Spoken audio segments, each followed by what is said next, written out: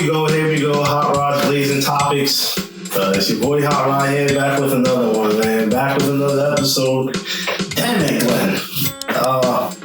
This is nuts. I'm tired of this. Honestly, I'm tired of these setbacks, man. It's crazy. But it's like, man, Hot Rod, how many times? How many times you gotta let people down? You come back, and it's like a month. It's like damn near a freaking episode per month at this point, dude. It's wild. But we'll introduce ourselves again. Obviously, I'm your host, Hot Rod, guys, and I'm back again. Glenn. This is Glenn right here. Glenn was actually in the last episode, but he was behind the scenes. Yeah. After a few feedback, people actually wanted to hear Glenn's voice and actually see him this time too as well, because he had a good inside perspective on our last conversations. But guys, I was injured. Your boy was having a little bit too much fun in the Poconos back on the first weekend of August, and let's just say I hopped into the lake. Didn't think about the rocks under the water, and then I shattered and broke my foot in 3 places. So I mean, I am blessed, thank God, at the end of the day, because I could have went head first, and I went foot first, and I broke my foot and had to get, an ambulance to come. Believe it or not, it was because I jumped in the water. I was laughing after that happened because it was tingling. If it was outdoor, I would go, yeah, that's probably crying, going crazy. But because I hit my foot in the water, it had like a thriving feeling. So I guess the water resistance kind of took off that pressure. Oh, okay. So the pain. So I just felt like it tingling, and then I'm like, something feels off. So I then grabbed my foot, and it just felt mushy. It felt mushy as hell. I'm like, this is really soft. And then I looked at some of my close family friends that I was in the league too, because they all hopped on by one, but I figured I was 6'4". So next thing you know, they're looking at me and I'm just laughing and smiling because they didn't believe my foot was broken. I'm like, yo, my foot's really broken, but I'm just laughing because it's like, yo, this is wild. I can't believe something's wrong. Yeah. And then once I got operated, you could just see my foot was just disfigured, dude. Yeah, every time I hear this story, it's and my family was like, come on, we'll take you by the car and we'll drive you there. I'm like, hell no, I'm sitting right here on the floor, call the ambulance.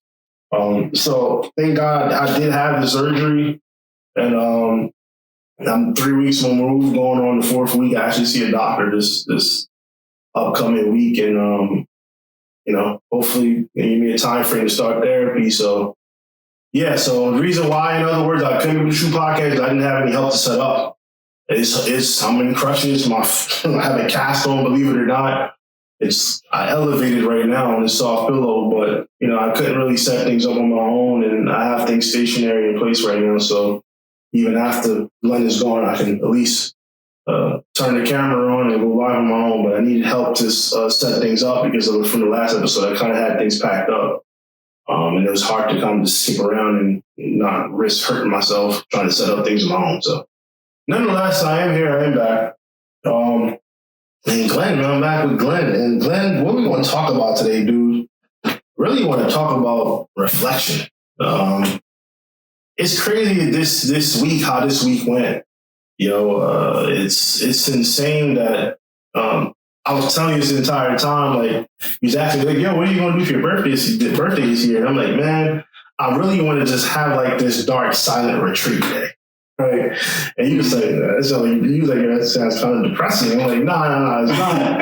Yeah, I'm going to have the blinders closed and lights off, and I'm going to stay away from my phone for a couple of hours. But, that day I actually went to get my license renewed. I stopped at my parents' house for a bit, and then I came home and I did that. And man, it really honed on me that day because, you think about what just happened to, what's his name? Charlie Kirk, right? The politician. And I remember on my birthday, I just woke up. Parents can't, I slept at my parents' house actually, right before I get my license renewed. I slept the night before. My mom wakes up at 7:30 in the morning, dude, and did that whole traditional prayer, came into the room. So I slept upstairs in my sister's room. Yeah. And she literally just landed her hand on my head. While you were sleeping? While I was sleeping, half asleep, I just go boom, and oh my God. At this point, all you need is the ointment. And You had to see I didn't want to prayer service, but if she did that, it's like praying at 7:30, and she always takes my birthday a little more extra serious than the others because my birthday is also my parents' wedding anniversary. So to her, it's always extra special on my birthday. So so he did that, and I woke up, so I prayed to him. I went along, I prayed, and I was grateful that I did that. I prayed. I felt good, and I went back to sleep, and, she cooked me breakfast. She was surprised. She knew I was coming over to sleep. I just wanted to be closer to the pen dots. I had to wake up in the morning and go there. So, she did that, gave me breakfast, and assisted me around the house. So I was saying more precious. And then I went to PennDOT, dude, got my license renewed, came back home, sat on the couch, and I'm like, damn, I can't wait to get back home just to do my plan. And like I said, dark side entry for a couple hours, and as I'm sitting in my parents' living room, dude, here comes the death of Charlie Kirk. I'm like, oh, damn, who's Charlie Kirk? So I'm snatching the news, breaking news, Trump talking about it, everybody saying, I don't know the guy. I didn't know. Yeah. Sadly, I discovered that before I seen his age, he looked like he's did a lot of traveling and was stressed because I'm like, this guy, he's like 40. I won't be surprised if people say he was 50. This guy was only 31 years old. 31 years old. I'm like, holy shit. Like, I'm talking about a reflection, like a day of reflection. And I just turned 33 and the guy died on my birthday. I don't know. What is it about tragic on my birthday, dude? Actually, when I got up in the morning after my mom did the whole ritual prayer, like, I reflect on 9/11 this year. I don't know why. It's 24 years ago. I was actually living in Brooklyn at the time. I was only, believe it or not, 25 minutes away. I lived from that old tragic. I remember, like, me, my second oldest brother, him and I was in the same school, and we were being called down to the gymnasium. And we were told, like, we gotta wait for parents. For those who got parents here, this was the first time you knew it was that serious because they normally don't let an 8 and a 9-year-old walk home alone. They told us, if you don't have no parents to come pick you up, if you are able to get home on your own, you should go. Wow. Yeah, because, like, it was that serious, and they understand parents are at work and they can't, keep everybody in school is that long because other people working in school have to also go pick up their kids. Yeah. Or family members and stuff like that. So we got keys to the house. Me and my brother, we was in the gymnasium. We linked up together, and we walked home. And as we were walking home, you can see, like, the clouds just smoke. Like a smoky cloud. Like, oh, shit. Because, like I said, we're only 20, 25 minutes away from Manhattan to Brooklyn. Yeah. So you can see the smoke in the sky. I'm like, what the hell's going on? And, went home. You seen the whole news, things going nuts. My mom was freaking out the whole day up until my brother showed up later in the evening because he was in downtown New York, which is only about, depending where you're at, 10, 15 minutes away from Manhattan where the tragedy happened. So, she was in a panic frenzy mode until he got home. When we finally got home, that's when everybody was kind of like, able to ease and calm down and be at peace. But I just woke up and I was to see, like, videos of 9/11 on September 10th. Come on, man, this thing's tomorrow. I gotta see it right now. But I just felt that was maybe a part of the process, just reflecting on life. And then, boom, Charlie Kirk death came along, like I said, in the afternoon. That's discovered. I came back from PennDOT. And I'm just like, damn, like, I went to go do my research online about who he is. And he was this huge social media influencer who was Republican, who literally, you can argue, you can say, helped push Trump become president because he was attracting all the young college voters. He did this for a living. He went to universities and schools and had debates. Mm-hmm. And to know that, it's so sickening to me because, like, no matter what side of the fence you're on, the guy still had family. He had 2 young children. Looked like one was a newborn. 31 going, and like I was saying, like, a month short of his birthday, he died. Like, he'd been 32 in October. Like, I would do research. I would do deep research. I need to find out everything about his birthday. So I'm like, damn, he's only a year younger than me. And it's like, this guy is his guy who's been a politician since he was 20, like early on. And he's been in the industry for about 12 years. And as a politician, and to see that he just tragically passed away because someone got angry because of his difference in opinion. To me, that's just sick, man. To know that this is the times we're living in, that we have people really being violent about point of views. Like, I get it. Sometimes it is hard to stomach some things that people say, but it should never be to the point where someone's life gets taken away, where someone's shooting at 200 yards. That's just crazy. Like, and I actually, how, AI is, man. The algorithm starts sending you all these notifications, and I started getting all these clips on YouTube since I went to go Google research them. And now, like, I'm watching these little 7-10 minute segment clips of him debating other people. And what I liked about his debates was the fact that it didn't matter who you are, he took everybody on. And I think the positive thing about what Charlie Kirk did was the fact that he gave you a platform and an opportunity to express yourself, even if he was opposed to the views. But he gave you a national audience to express, whether you were white, Asian, Black, a part of the LGBT community, whatever the case may be. If you're pro-Black Lives Matter, whatever it is, the left or the right wing, he just gave you a chance to express yourself and talk and highlight your points. So to me, it's like, that's sad that people took him out, because, this was literally guys who was an influencer that giving people a voice to express themselves. And he spoke his piece, and he let you speak his piece. And he didn't disrespect, he didn't cut people off. He literally was there to listen, to get an understanding of what someone's saying. And to see someone take him out is insane. And this is the part that I always get upset about, is because literally, like, it's always till someone passes. And that's what I always think of. Why is it that when someone passes away is when you then see the goodness of the person, right? Now you've seen all his views is about to come up, right? He getting all the flowers by now that he's gone. You're going to see 500,000 or 1 million views in each of his clips. But it's like, why is it now that he's gone, he's going to be, you're going to say, be heroic? But when he was here, no one didn't know much about him. At least, like I said, I didn't know anything about him. And then the more I start, sharing the videos of my friends, they start seeing these things like, this guy why not never recommend him? He reminded me of how Kevin Samuels was when Kevin Samuels passed away. I know he's still to this day. A lot of women especially don't want to hear what he got to say. But then when you really go back and listen to the things he was saying, and you look at today's modern time, the dating pool, people are starting to realize he had some valid points. You didn't like it at the time, but when you really take the time to remove your own feelings and emotions from what you're hearing in real time, and now the person's gone and dead now, you want to go listen to it deep because you know he's no longer here. If you really take the time to listen to the things he was saying, you were like, he had some points. I mean, even some of my flaws in myself, when I look back, like, I could have did better in this area. Same thing too as well. I feel with Kirk. I feel like he had a lot of controversial things that he said, but nonetheless, I feel he was for the people. He was for the people, no matter what side you're on. He was really a people person. And I just want to say, R.I.P. to him, man. He didn't deserve that. And I hope justice is served. That's what I hate. Like, now, before I let you go to this is the part that I hate about the world that we live in. Dude, it's just nuts to me how we in America can say so much about justice, but when are we going to seriously implement the death sentence?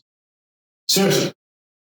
Because I feel as though until we actually stop being soft, we're never going to truly see crime go away.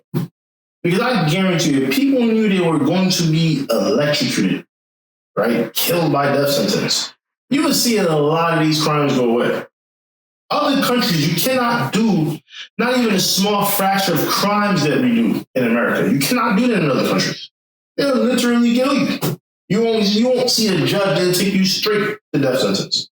Mm-hmm. But here, we're all about chances and promoting pro-life, and we give people a chance. Everybody defends a court. No, some people do not when they do evil acts. They really don't. And I think that's something America really needs to consider.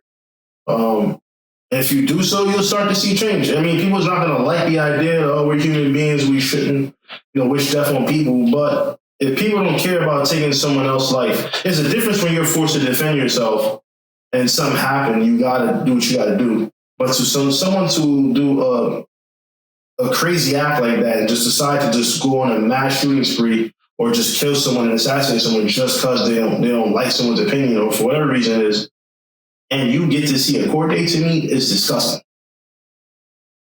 So that's why I believe, like, I think America needs to strong it up with their system, and in my point, implement that. I think if you do, you will possibly see a lot of crimes across the country fade away. If people know that their life will be at risk, like literally. Mm-hmm. So yeah, especially for people who, you know, I don't know if I'm allowed to say this word on YouTube, but I'll just say it. Okay. Yeah, I was saying that especially for people who, I don't know if I'm allowed to say this on YouTube, but especially people who rape children and women, yeah, those people should not, like, you shouldn't see the light of day. Yeah. You shouldn't see the light of day. Right. I mean, to me, this is beyond mentally ill. Beyond mentally ill. But yeah, nonetheless, man, that's how I feel, Glenn. But that was my day, man. When I came home, I then just reflect on it, like, man, you know what? I am beyond blessed to even still be here. Because you got to count your blessings. We only control ourselves. And I know not everybody may believe in faith and religion, Christianity, whatever. I do. I believe in strong faith. I believe in a higher power. And I know that every day that I wake up, I'm grateful because of the man above. And that, dog, you, like I said, we don't control what goes on in life. We control ourselves and our own actions, but there's a reaction to it, right? It's the same way I feel as though when I wake up, I'm not the person who's in control of waking up. I feel like it's up to the man above to decide if I live or if I'm dead, right? If I can breathe or not. And it's just like, man, this birthday really was it was unintended. Like I told you this was my plan like a month ago. This is how I want my birthday to go. And I got that and some. So, man, I'm grateful, dude. I'm definitely grateful. But I really want to touch on how you feel about reflection. I know that you got some, I don't want to say challenges ahead, but I know you're gonna do a transition. Yeah, and I'm for sure gonna miss your transition for sure, man. Because you've been a great friend for me as long as I've known you for a good amount of years. But you have your own reflection for the next couple of weeks on how your process is going to be. And I know you're going to Florida. You know, you're going to be there in the sun, the beaches, the nice warm weather. Man, it's nothing like when you go to Florida, dude, you see everyone smiling in January. It's a different feeling. Over here, it's snowy, it's dark, it's a bit depressing, it's cold. You know what I mean? Like, you'll be out there, it's sunny, everybody's smiling, good morning, no one's giving you the grumpy ass look, the dirty looks. You're going to be trying that. When I went to Florida in January for a week, well, I went to Disney World with one of my the clients from work. It was like, damn, like y'all really be out here, sunshine and everything, smiling, teeth blowing out, all that. Like, that's what you're going to experience. I'm kind of jealous, man. Florida was always a dream, a place for me to live, and who never know? You never know. Down the line, maybe I'll still do so. But I mean, tell me about that experience that you look forward to when you reflect and think about the next chapter in your life. What are you looking forward to? What are the pros and cons? What are your fears about it? Yeah, I have so many emotions about Florida. I have so many emotions about Florida. I'm nervous, happy, sad, all at the same time, and like a bunch of different feelings. There's like a lot of uncertainty. I have a plan, but I have plans, but there's still uncertainty. You know what I mean? Because what if things don't go as planned? Yeah. So, but I'm happy to be with my mom, my sister, my brothers, my dad, my uncle, a couple other people as well, so I'm very excited to see them, I'm glad I don't have to deal with the snow anymore. Yeah, because the snow, like, I don't mind winter. I hate the snow though. Like I don't mind the cold, I'm saying, but the snow when you drive, it sucks. And then you have to get up earlier than planned because you have to turn your car on. You know what I mean? And then sometimes you may be late because you forgot to take the snow off your car. So I don't have to deal with that anymore. And dude, I gotta deal with that post work because now I'm like the Terminator now. I got metals in my foot. I got screws and inserts in my foot now, at least until I want to take them out in the future. But dog, I literally can predict the weather changes. It's crazy. I didn't believe when someone said, you'll be able to know when the weather changes ahead of time for people do. I'm like, I'm not a psychic. That's not true. Bro, after the surgery, that's 1,000% what happened. I literally 2 hours before it rained, I say, my foot just started throbbing. Crazy. Throbbing. I'm like, it wasn't like a hurt pain. It was like a tingling thing. I'm like, yeah. Something, is this really true? Like, is it going to rain or something? 2 hours later, it rained. Like, me and my brother were taking me to an appointment, and it started to rain as we drive. I'm like, holy shit, this is crazy. And the forecast didn't even say at the time it was going to rain. So that's why it wasn't believable. I was like, nah, it's not going to rain. Next thing I look outside, I'm like, it may rain for real. And then next thing you see, the clouds started to get dark, and next thing you know, like the weather, the rain came, and that happened twice, like within the span of 2 weeks where it rained, and I experienced that same feeling. Do you think this will happen with snow? I heard, because I know other people who's actually experienced the same thing. I think was broke their foot or had plates and metals, and it's when they said the same exact thing. Like you will feel.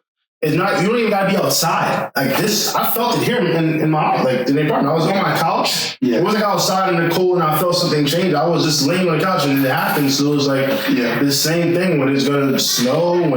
They said apparently when the temperature drops below a certain number, like the lower 30s and below that, I'm gonna feel that. You know what I mean? Like, or even if it's in summer, if it's like damp outside or whatever the case would be, or humid, I'm gonna feel it. So they said the best thing to do is to keep yourself active. I mean, luckily for me, I do like to exercise, so hopefully that can negate that or wear some decompressed socks. But yeah, I'm jealous, man. I'm jealous, man. It's hard to do. But I think, like, if you ever have that feeling of like procrastination, like you're afraid, like, man, like I know you kind of knew for a while it may or may not happen, but you was kind of not too sure if you was actually going to go along with the plan until you randomly came up one day and said, I'm going to go. I'm like, oh. Yeah. Because, like the reason why I wanted to stay in Philly or somewhere in PA was because of acting. That's what it was. It was because of acting. Because you're close to New York, Philly's getting bigger too, so... And I thought to myself, wait, Florida, what's in Florida? Like, what's over there, Yeah. I had, but, my mom, she's getting older, and I would like to be with her, for as long as I can. So my mom's the reason why I went, But luckily, I found like 2 or 3 acting schools in Florida. That's like about 30 minutes away. Okay. So I'm pretty happy about that. I have something to look forward to. And I could always go, like, to like Atlanta, Atlanta's getting big. Yeah. And entertainment over there in general, you'll always get work or find something. Yeah. ATL's where is that? There's people who have moved from California or New York to Atlanta. Yeah. The cost of living is cheaper there. Yeah. And you're still able to get some work, And you could also do auditions online. Send it over, and send it over. Mm-hmm. They'll fly you out or whatever. That's a beautiful thing, man. Yeah. That's definitely something to look forward to. It's Miami too. You could do acting in Miami too. But I'm sorry, I cut you off. No, that's good. That's awesome. That's awesome, dude. Yeah. I'm proud of you, man. I'm definitely proud of you. Thank you, bro. People always get upset when friends move. I don't. I love when my friends move. Especially now. You're younger, you're a child, your teenage years. You're going to miss friends when they move away because you can't play basketball with them or go play sports in general or play hide and seek or manhunt, whatever. All that crap is doing. When you're older, dude, shit, I look at it like, all right, I got a place. I got someone in Cali. Shit, I got someone in Florida. Yo, when am I to come to Florida? Yeah. I'm crashing over there for a couple of days. I love when my friends move. I don't hate. I don't, be feeling type of way or nothing. Like, I'm going to miss, you miss your friends for sure because they're not within close proximity. And that's that attachment disorder. You attach to people that you like and you love and you don't want to see them gone. But shit. Let me find I got someone in Puerto Rico or Jamaica they move. I got destinations to go every single year. Places, you know what I mean? I love when my friends move, man. Like, get away, get away. Yeah, you grow as a person. You grow. You know, and maybe you might go out there and that's how you get connections. You may go out there and you like the area, you may like the dating scene out there too, different from what you're accustomed to. And you might end up landing and staying over there. So I think it's good when you got people in different places where you can explore. Yeah. But this birthday was definitely a challenge. Like I said, the reflection was more than I expected. And I'm glad to go into this new chapter of my life at the age of 33. And there's a lot more I want to give back to people. I'm still growing as a human being. I'm no different than anybody else. Just have goals and aspirations like every human being. I think that's what Charlie Kirk was pushing. Was everyone to be their authentic self, no matter if you disagree with them or not. But he believed that everybody can achieve the American dream, and people was challenging that. People was challenging his belief and his faith because he feels as though, in his mind, he thought that we all can get equal opportunity no matter of the color of your skin and the race and the culture you come from. I even push that back. I'm like, dude, you couldn't, you ain't grew up in the hood where I came from. There's no way you would understand that. But how can he understand my position if he's never been in my shoes? And how can I understand his position if I never been in his shoes? What I can at least do is try to have an understanding and relate to something and try to identify with some of the things he's saying, even if I'm opposed to it. And you have to be willing to be a critical thinker to be able to understand and comprehend the things that people are saying without getting all emotional about it. Yeah, I've never seen any of his videos. I saw like a minute of one video, but I've never seen I don't know his taste on stuff. So he's pretty new to me. He is. Yeah, I mean, this past couple of days since his death, I've seen some clips and I'm fascinated by that. I love opposing views of people. That's how I learn. I like to learn simply from, different opposing views of others believe in. Yeah, you definitely want to get both sides. You want to get both sides. And maybe some things I may never take from it. There's some things I feel as I can take and apply and maybe reflect later on. Like, I remember this came up in a conversation and maybe I'm seeing something now from it. Yeah. But R.I.P. to him, man. R.I.P. to Charlie Kirk. Rest in peace. Rest in peace. Definitely my thoughts and prayers with him and his family. No one deserved to die, especially he died so young. I think that's what hit me hardest was the fact that he died that young, at 31 years old. Yeah, like our age, basically. Our age and on my birthday. That's wild. That's probably something that I'll live with for a while. But yeah, Glenn, thank you, man. Thank you for coming on. Dude, I wish you the best of luck. If Glenn's not on here again, guys, wish him luck. He's he goes about his new ventures in Florida with the sun, in the beaches, pool parties, phone parties, margaritas, palm trees. Damn it, man. Glenn, I'll be out there in the holidays, dude. Yeah, come. All right, man, guys, please don't forget to like and subscribe. Hot Rods, Blazing Topics. We'll be doing a live episode Monday through Friday, starting at 8:15. I guarantee you it will begin now. I'm not injured. That injured to go. I can't at least sit behind here and record live. I don't need assistance to set camera crew. I missed the boxing lessons, man. I can't get boxing lessons anymore, man. I know the last 2 weeks. We got what, three, 4 boxing lessons? Yeah, some sessions, man. Yeah. Some sessions. I think more than that. Maybe more because we did a few at the park. Yeah. And we had 2 or 3 here. Yeah. So about almost a handful. Yeah. But all right, man. Glenn, thank you again, man. Hot Rods, Blazing Topics, guys. See y'all.